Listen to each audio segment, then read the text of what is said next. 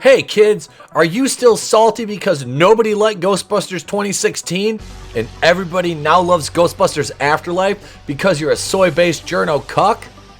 No, you're a normal human being? Alright, you'll like the video then. Something strange in your neighborhood. Who you gonna call? Ghostbusters Afterlife versus the 2016 reboot. Which is better? We're over here on Screen Rant. This published by Charles Cameron about a half hour ago. Ghostbusters Afterlife aims to tap into the franchise's considerable reserves of nostalgia. But is it a better movie than the 2016 reboot? I can unequivocally tell you it is a vastly superior film than the 2016 version for a cornucopia of reasons. And we'll go through this article and I'll give you my thoughts along the way on it. But yeah, this movie was fun. I took the family to see it Saturday afternoon, matinee show, packed theater, wonderful environment. Everybody seemed to enjoy the movie a lot. The only problem I had was I missed the second post-credit scene. When you have a 6-year-old that has to go to the bathroom, hey, you gotta go. But I figured within a day or so I'll be able to watch it online. This cast over here, the 2016 cast, is just pissed because they got outacted by children. And Paul Rudd being in it was the coup de grace. The recent release of Ghostbusters Afterlife has prompted inevitable comparisons with the franchise's largely forgotten 2016 reboot. But which is the better movie?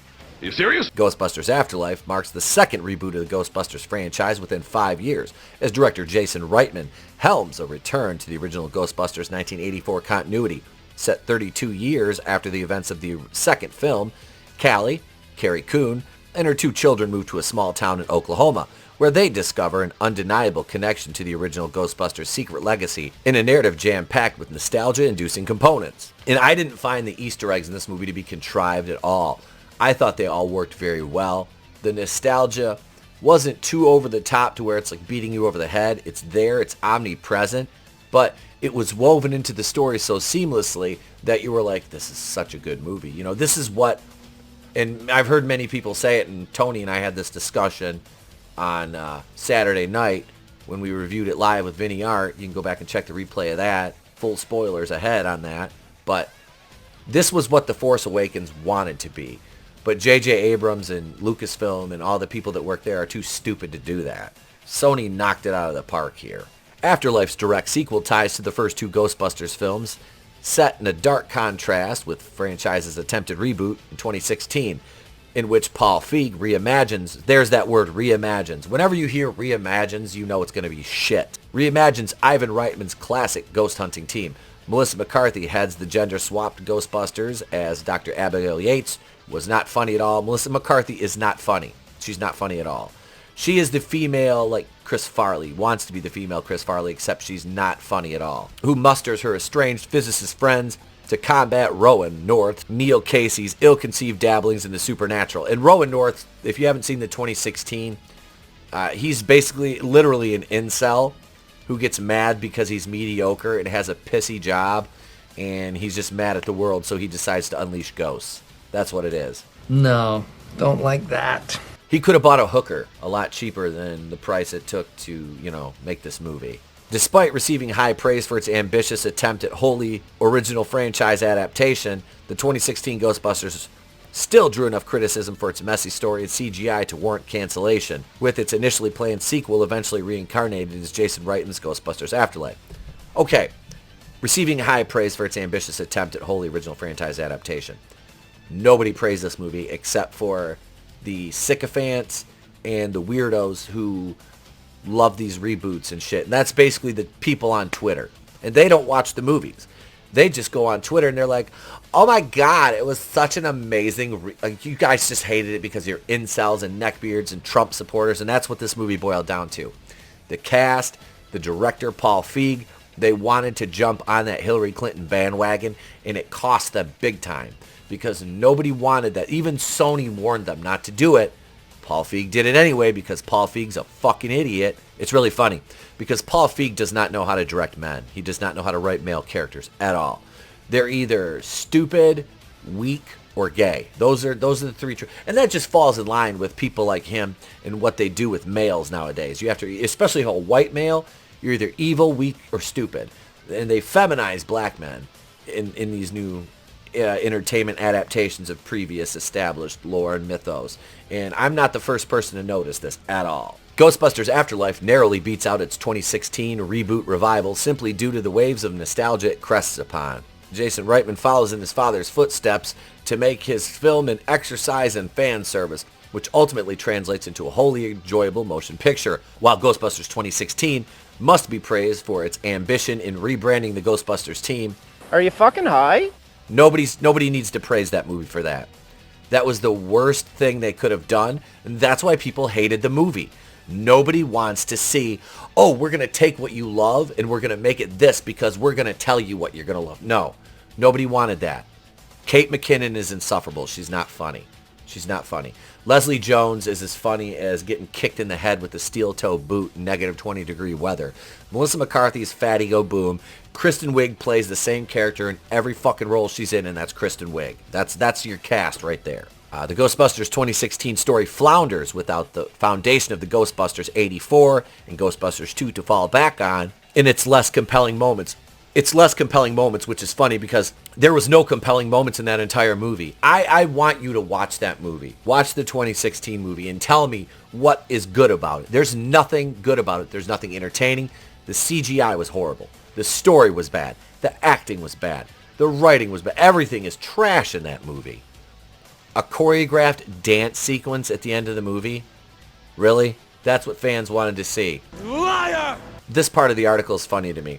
Critical reception is largely split to date on Ghostbusters Afterlife, with the series' franchise revival elements largely propped up on the film's consistent exercise in nostalgia.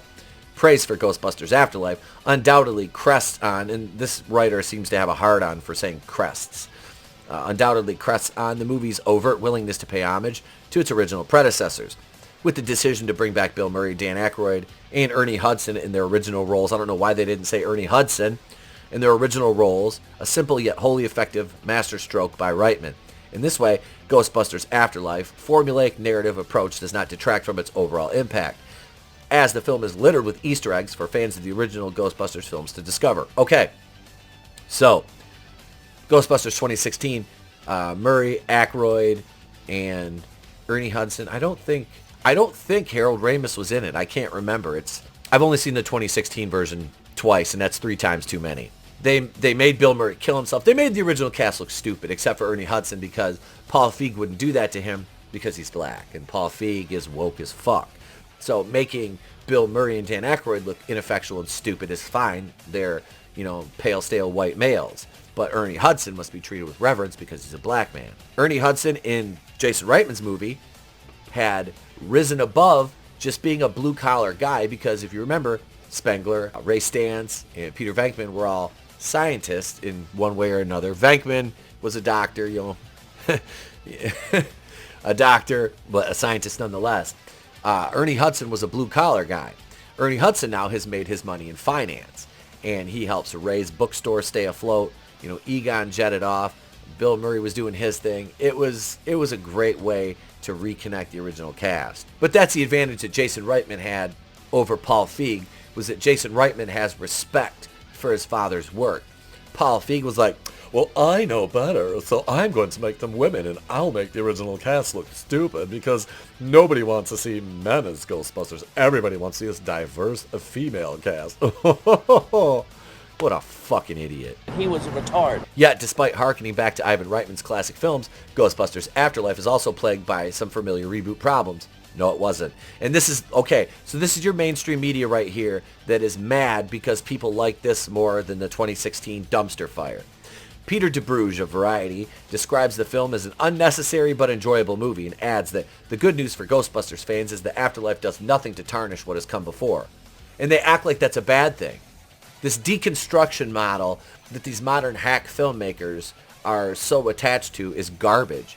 And that's why we're rebelling against all these reboots and remakes. Except for this one, because it was done with love and care, the kind of love and care that fans would hope to see and respect in a movie that is so loved as is the original Ghostbuster. These are what fans wanted to see continued. We didn't want to see Paul Feig's garbage tier take on it. Nobody cared about what Paul Feig wanted. It wasn't because it was an all-female cast. It was because it was a stupid movie. Conceptually, in delivery, everything was garbage about it. The issue here, therefore, is the Ghostbusters Afterlife movie's ability to exist as a standalone film. Often feels hollow when not directly backed by the fantastical elements of the original movies, such as Mr. Stay Puft and Gozer. Critics have also taken issue with the gratuitous fan service that Afterlife employs, which, cheaply enjoyable, often arrives at the expense of narrative cohesion at various junctures in the movie. Okay, right there. Critics have taken issue with gratuitous fan service that Afterlife employs.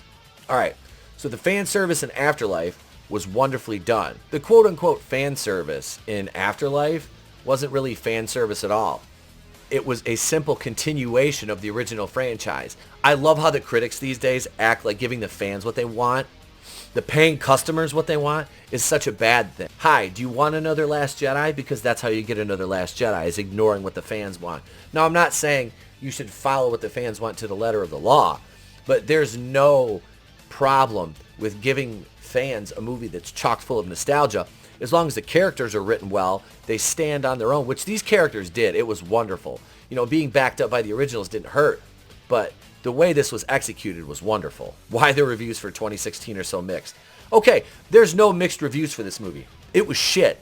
The only people that liked it were woke-ass critics. The 2016 movie is intended as much more of a standalone project, meaning its ties to Ghostbusters franchise are much less frequent and binding. Okay, so if you want to make a standalone movie about ghost hunters, don't call it Ghostbusters Answer the Call.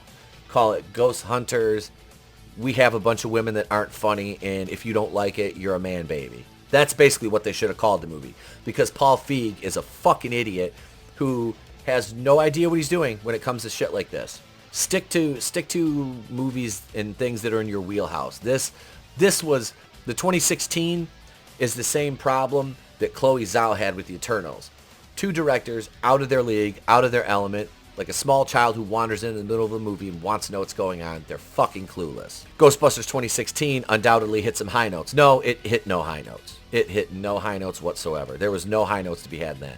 With critics unanimous on the film's delightful female-led cast that elevate an otherwise average script. The cast is not delightful. They're not funny. They're not funny at all. There was nothing redeeming about this movie. What? My wontons. Oh, Leslie Jones is a stereotype. Yeah, please don't treat black actors and actresses like stereotypes. Paul Feig writes Leslie Jones as an absolute fucking stereotype. It's a bold strategy, Cotton. Let's see if it pays off for him. Kate McKinnon, could she just look at the camera and act dumber? I mean, that's basically all she did. And Kristen Wiig, hey, Kristen Wiig, we need you to act awkward and like you want to fuck Chris Hemsworth. That's all you need to do through the whole movie. Oh, okay, just be yourself. Hey, Chris Hemsworth, can you act like a complete fucking moron? Cool, we got it. And I like Chris Hemsworth, but that's all he did in this movie. That's all they made him do. Comedy stalwarts Melissa McCarthy and Kristen Wiig shine in their roles as estranged friends turned particle physicists rising to meet a paranormal threat. They didn't shine. There was no shine to be had. The cast's on-screen chemistry suffered from prematurely determined criticism that the all-female cast Feig assembled was a gimmick prior to release. It was a gimmick!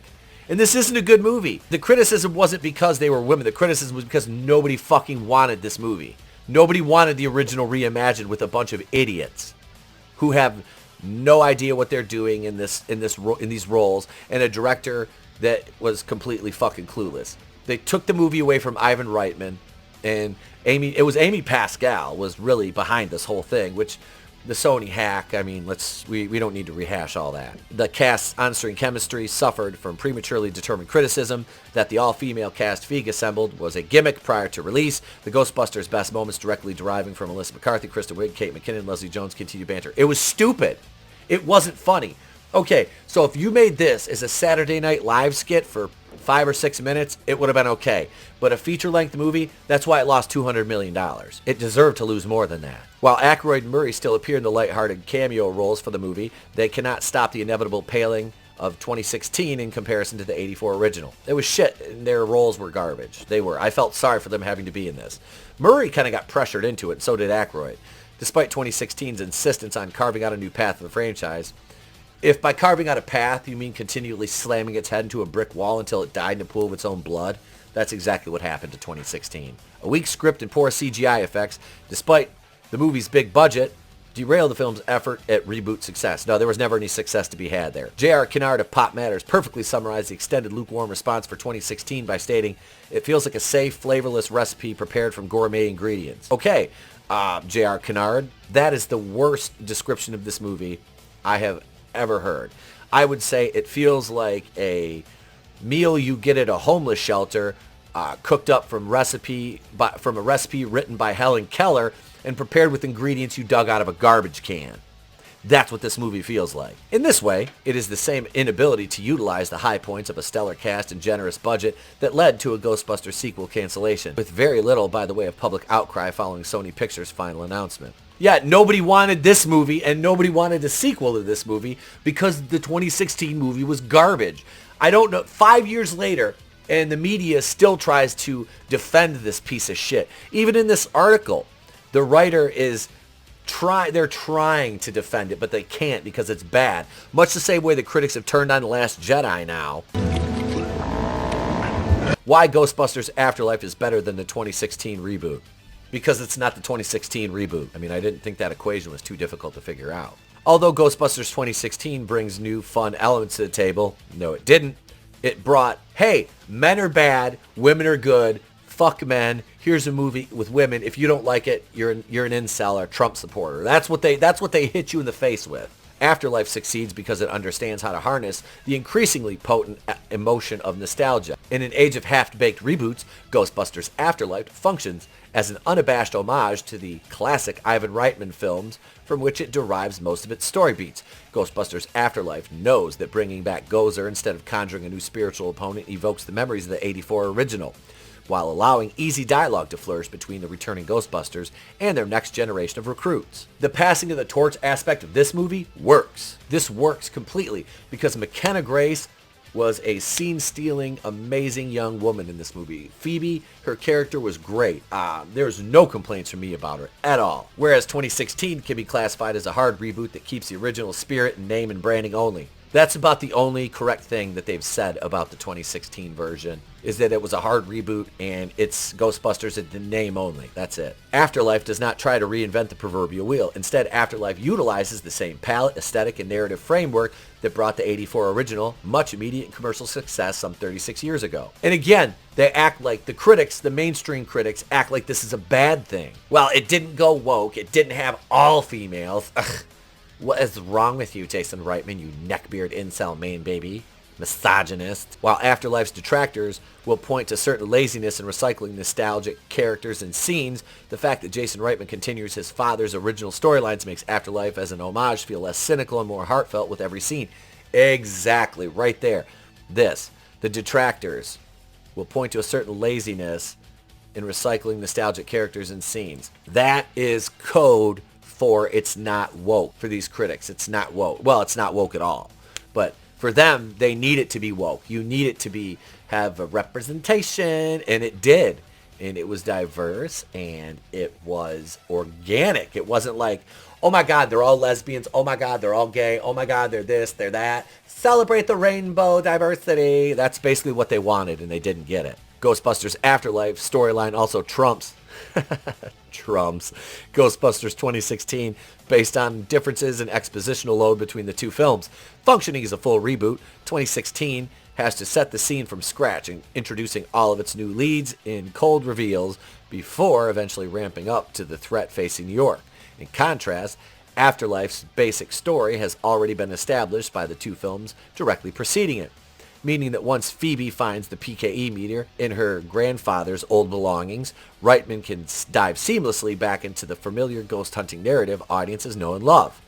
I'm picking out the errors in this article that the editors should have caught. Afterlife may well not break any new grounds, but its willingness to acknowledge its inferiority to the classic 80s Ghostbusters installments allows the film to flourish as a franchise love letter in a way that 2016 simply cannot. Okay, acknowledge its inferiority. There's no inferiority here. Tony and I were literally talking about this before I started filming. This movie is slightly better than the second one. Yes, slightly better than the second original, Ghostbusters 2, 1989. Afterlife is slightly better than it, and I love Ghostbusters 2. So there you have it, ladies and gentlemen. Screen Rant trying to complement Ghostbusters Afterlife, but not too much because they don't want to lose their prestige as woke, I think, and they have to keep continually building up the 2016 version, all the while kind of backhandedly insulting it. It's hilarious to see that 5 years later, these critics still have to try to maintain the facade that 2016 was anything less than an unmitigated disaster. Financially, critically, it was a failure. Audiences soundly rejected it, and they've accepted this movie wholeheartedly. So that's what we have for you today here on the Ghostbusters Afterlife versus Answer the Call. You guys know where I stand on this. You know where I stand. It's over with for Ghostbusters Answer the Call. That movie's shite. It's going to be swept under the rug and washed away by the hands of time. So that's it, folks. That's the video for today. But before we go, I would be remiss if I didn't do this. You can check us out over on Teespring as we have the Monday Night Going In Raw collection, the Place to Be Reviews classic logo, the Diarrhea is Cool ETEP and mini ETEP shirts and hoodies. We have tote bags, mugs, t-shirts, tank tops for men, women, and kids. Yes, that's right. Get on Teespring. Search keyword Going In Raw or ETEP's Place to Be Reviews. That's it, gang. That's the video. I'm Itepukuyan. I need you to do me some favors, though, before you go. If you're still here, thank you for hanging out. For these messages, be sure you do some things before you leave, ladies and gentlemen. If today is the day I've earned it, please subscribe to the channel. Press that red button. And if you subscribe, if you're so inclined, remember, ding the bell for notifications, turn those on so you know whenever we upload a new video or go live, like tonight at 8:35 Eastern, Monday Night Going In Raw, episode number 179. Hey, remember, slap the like button also. We love it when you do that. It helps us in the algorithms. And be sure to leave a comment down below. Let me know what you think of Ghostbusters Afterlife. Have you seen it? Are you going to see it? And what are your thoughts on that? As well as what are your thoughts on the 2016 cinematic abortion? Let me know. If you liked it, cool. I don't mind if you like that. If you like things that I don't like, awesome. Let's talk about it in the comments. I'm Itepukuyan of the Place to Be Reviews. I've been here with all of you. If I don't see you, have a great day, a pleasant tomorrow. I'll catch you on the next one. And remember, it's always better to burn out than fade away.